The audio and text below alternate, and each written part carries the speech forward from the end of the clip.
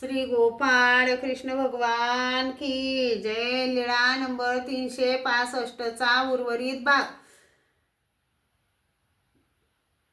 श्री प्रभूंच्या चरणावर जास्त वेळ माथा ठेवू नये, समोर बसू नये, श्री प्रभूंना त्रास होईल अशी सेवा करू नये, श्री प्रभू ज्या वेळी पाठवतील त्याच वेळी जावे, देवतेशी निरोध होय अशी सेवा न कीजे। नंतर ते निघाले, चांग देवाला आले, तेथे संन्यासांना सर्व गावाकडून आमंत्रण होते। आंब्याचे जेवण तयार केले होते, दोघांनाही आमंत्रण दिले, जेवण केले आणि दुसऱ्या दिवशी सकाळी पुन्हा अक्षदा लावून आमंत्रण दिले।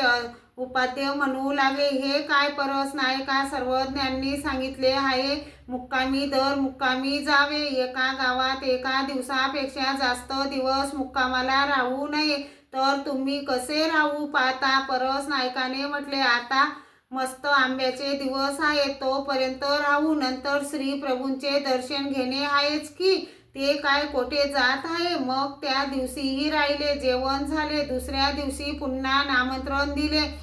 मग उपाध्यांनी सांगितले, तुम्ही राहाल तर राहा, मी मात्र जातो। परस नायक राहिले, उपाध्य निघाले। त्यांनी अचलपूरला 5 दामाचे आंबे घेतले, तेथून दिवसभरात श्री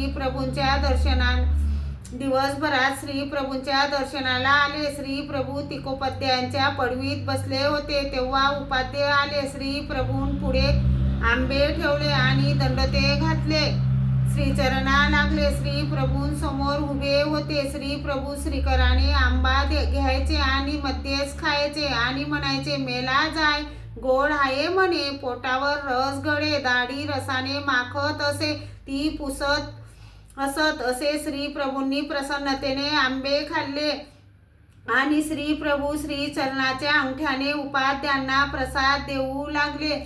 श्री गोपाळ कृष्ण भगवान की